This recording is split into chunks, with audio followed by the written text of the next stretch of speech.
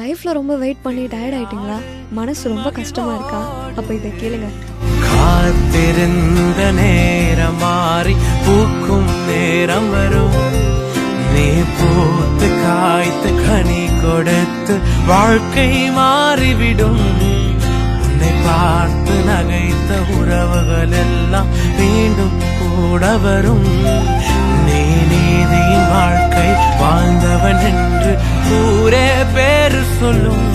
மனசே